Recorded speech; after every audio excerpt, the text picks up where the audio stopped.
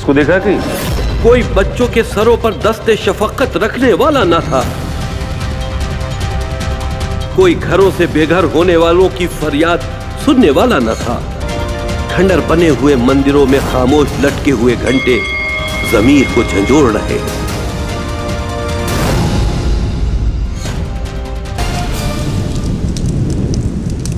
नेताजी, हम हिंदू जब जब संगठित नहीं थे तब तब हमारी हार हुई।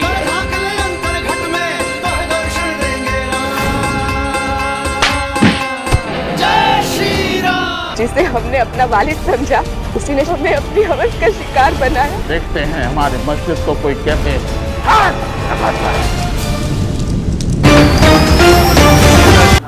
नमस्कार, आप देख रहे हैं time India TV news network और मैं जुबैर मलिक। इस समय हमारे साथ मौजूद है सनोज मिश्रा जी, जो कि एक जाने माने डायरेक्टर हैं, जो कई फीचर फिल्म अभी तक कर चुके हैं। उनसे आइए आपकी खास मुलाकात कराते हैं। सर, आपका बहुत बहुत स्वागत। नमस्कार, थैंक यू। सनोज जी, जो अभी तक आपका फिल्मी जो रुझान रहा है, जो आपने आज तक फिल्में बनाई है, उनको लेकर के सबसे पहले मेरा यही जानना रहेगा कि सबसे जो अच्छी आपकी तरबियत आपको मिली फिल्म से, वो कौन सी मूवी रही होगी आपकी? मैं जुबैर भाई पिछले करीब 25 सालों से इस सिनेमा इंडस्ट्री में सक्रिय हूँ जी। और इन 25 सालों में करीब 40 बड़ी हिंदी फिल्मों का मैं एक हिस्सा रहा हूँ, बतौर असिस्टेंट डायरेक्टर या किसी भी तरह से क्रिएटिव पार्ट का हिस्सा रहा हूँ मैं। मेरी जो अभी तक 6-7 फिल्में हैं, उसमें सबसे जो पॉपुलर फिल्म है मेरी, वो है गांधीगिरी। जी जी। गांधीगिरी फिल्म से मुझे जो प्रसिद्धि या जो भी मुझे उसका सफलता का जो एक एडवांटेज मिला है, उसको मैं अभी तक दोहरा नहीं पाया हूँ। मैं कोशिश कर रहा हूँ कि मैं उससे आगे बढ़ने की कोशिश करूँ, लेकिन गांधीगिरी भी अभी तक की मोस्ट ऑफ बेस्ट फिल्म है और बहुत अच्छा मैसेज है, बहुत अच्छा संदेश है, बहुत अच्छा एंटरटेनमेंट है इस फिल्म में और बहुत अच्छे दिग्गज कलाकार हैं। और इस फिल्म को देश के साथ साथ बहुत सारे विदेशों में भी बहुत सारे अवार्ड इस फिल्म को मिले और स्वर्गीय ओमपुरी साहब की ये आखिरी फिल्म थी, तो उनके लिए बहुत बड़ी श्रद्धांजलि है मेरे लिए। धन्यवाद। सनोज जी, जैसा कि उस फिल्म को लेकर जिसका भी आपने नाम बताया, उस फिल्म को लेकर बहुत सारे केस भी आप पे हुए थे, तो फिर किस तरह से आपने उनको फेस किया था? जुबैर भाई, एक्चुअल में हम लोग सिनेमा मेकर हैं।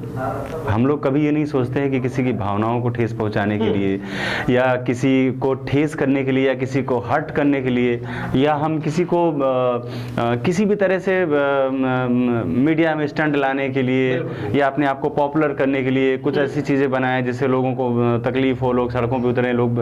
ऐसा मेरा कभी इरादा नहीं रहा और मेरी आप फिल्में देखेंगे तो आपको भी लगेगा कि नहीं, मेरा इरादा हमेशा नेक रहा है।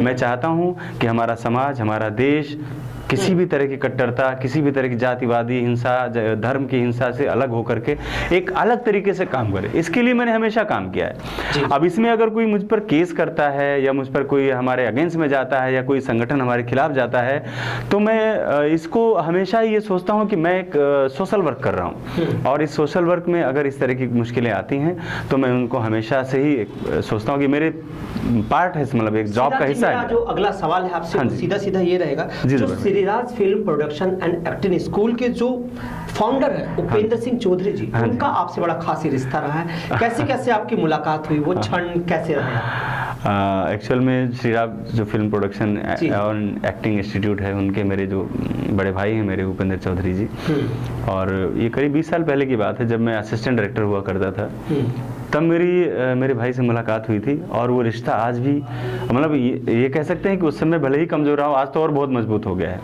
तो ये 20 सालों का जो रिलेशन है ना, वो बहुत सारे 20 सालों में ना बहुत सारे रिश्ते बनते और बिगड़ जाते हैं, लेकिन हमारा रिश्ता मजबूत होते होते मजबूत होता ही चला गया। क्यों होता चला गया? उसके पीछे रीज़न ये था कि उपेंद्र भैया मेरे लिए, मैं उनको बड़ा भाई मानता हूँ, मेरी इंडस्ट्री में मेरे लिए बहुत ही, वो उन्होंने मुझे बहुत हेल्प की, बहुत सारी मुश्किलों से उन्होंने मुझे उबारा है और just like a family member मेरे।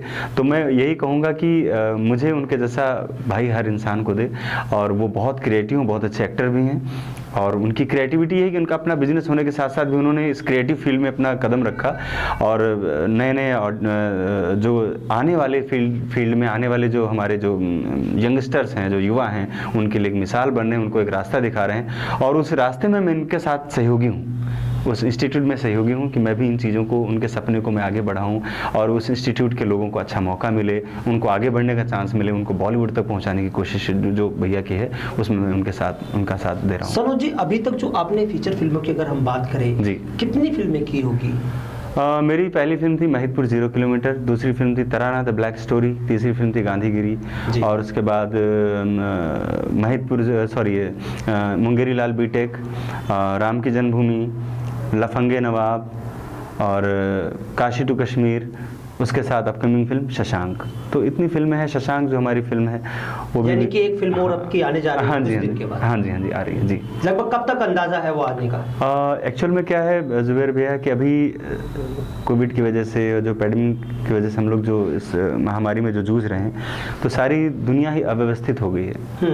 थोड़ा सा व्यवस्था में आने दीजिए। मैं नहीं चाहता हूँ कि मेरी फिल्म किसी OTT प्लेटफॉर्म पर रिलीज हो। यानी कि कहीं ना कहीं कोरोना की बीमारी का बड़ा ही इफेक्ट हर तबके पर पड़ा है, चाहे वो फिल्म इंडस्ट्री की बात कर ले, चाहे वो बैंक की बात कर ले, चाहे किसी सर्विस की भी बात कर ले, चाहे वो मेडिकल सर्विस हो, मीडिया हो, हर फैक्टर पर, चाहे वो किसी भी तरह की इंडस्ट्री हो, सब पे फैक्टर पड़ा है। तो क्या इस पर आप कहना चाहेंगे जो कोरोना? जुबैर भाई, मैं आपको यही कहूँगा कि मेरी जो इंडस्ट्री है, मतलब हमारी जो इंडस्ट्री है, फिल्म इंडस्ट्री, इस पर बहुत ज़्यादा असर हुआ है इस कोरोना महामारी का। क्यों हुआ है? उसका रीज़न ये है कि हमारी इंडस्ट्री, भले ही इसको अभी तक भारत सरकार ने इंडस्ट्री का दर्जा नहीं दिया है, लेकिन ये दूसरी इंडस्ट्री पर डिपेंड है। मतलब जैसे कोई बहुत बड़ा बिजनेसमैन है तो वो फिल्म बनाने के लिए आता है।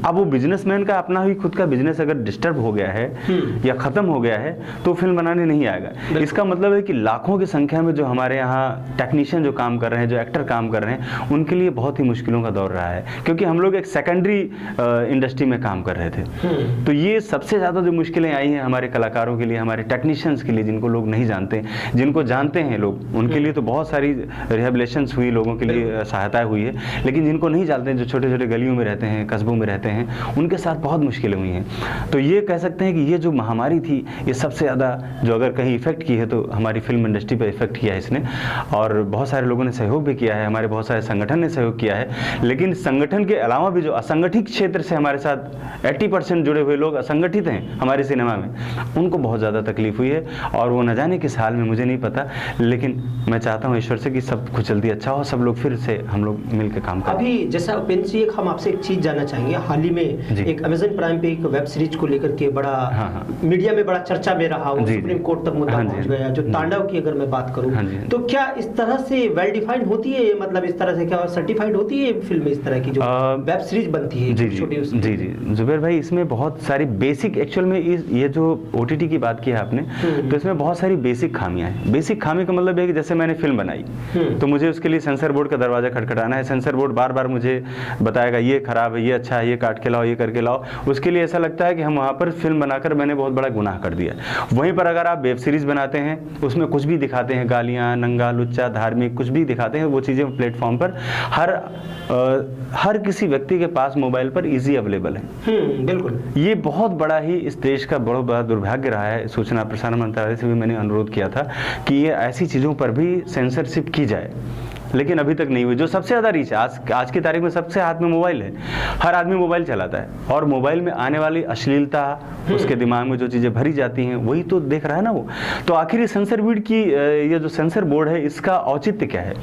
ये सिर्फ सिनेमा के लिए क्या है? जो फिल्म मेकर, उन्हीं के लिए ये अभिशाप है क्या? अभिशाप जैसा लगता है, क्योंकि लोग तो अपनी बातें, अपना गंदापन, अपना नंगा लुच्चा, गालियां सब परोस रहे हैं लोगों तक, और हर 100% लोगों तक रीच हो रही है। कहीं ना कहीं हमारे जो यूथ समाज है आज के, बच्चे हैं, चाहे हम 10 साल की बात करें, 15 की बात करें, 20 की बात करें, वो बहुत ज्यादा कोफेक्टिव होता है। बिल्कुल, उसके ऊपर बहुत ज्यादा नेगेटिव इंपैक्ट पड़ता है। बिल्कुल, क्या इसमें आपका क्या कुछ कहना है, संदेश देना है लोगों को, कि या सरकार से क्या आपकी रिक्वेस्ट होगी इसको? जी, मेरा ये मानना है जुबैर भाई कि जो बाल मन होता है बहुत ही कोमल होता है, उसमें जो चीज़ें फीड होती हैं वो लाइफ टाइम रहती हैं। बिल्कुल, और बाल मन में अगर बचपन से आप गालियाँ और ये जो अपसंस्कृति है, जो आप इस देश समाज के खिलाफ जो चीज़ें अगर वो भर रहे हो, भले ही बच्चों को भी अच्छी लग रही हैं, लेकिन आने वाला समाज तो वैसे ही हो जाएगा ना।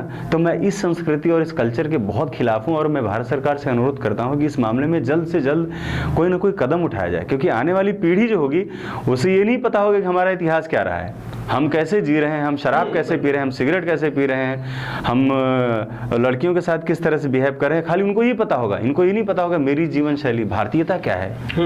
उसको पता ही नहीं होगा हिंदुस्तान का कल्चर क्या है, हम कैसे जी रहे हैं सदियों से, उसको पता ही नहीं होगा। इसलिए मैं अनुरोध करूंगा कि इस तरह के OTT प्लेटफॉर्म और इन सब पर बहुत जल्दी सेंसरशिप की जाए। और रही बात तांडव की, जुबैर भाई, जैसे कि, तो तांडव में क्या है कि दरअसल तांडव जैसी इसके पहले बहुत सारी और वेब सीरीज आ चुकी हैं जो किसी ना किसी बहाने ऑडियंस को खींचने के लिए, वो चाहे गालियां हो या किसी धर्म पे कटाक्ष करना हो, लोगों को पता है, हाँ जी, लोगों को पता है कि बहुसंख्यक हिंदू हैं, अगर उन पर कोई कटाक्ष करेंगे तो लोग रिएक्ट करेंगे, रिएक्ट करते ही हमारी फिल्म की पॉपुलैरिटी बढ़ जाएगी और जब तक कुछ होगा तब तक मैं करोड़ों रुपए कमा के निकल जाऊंगा।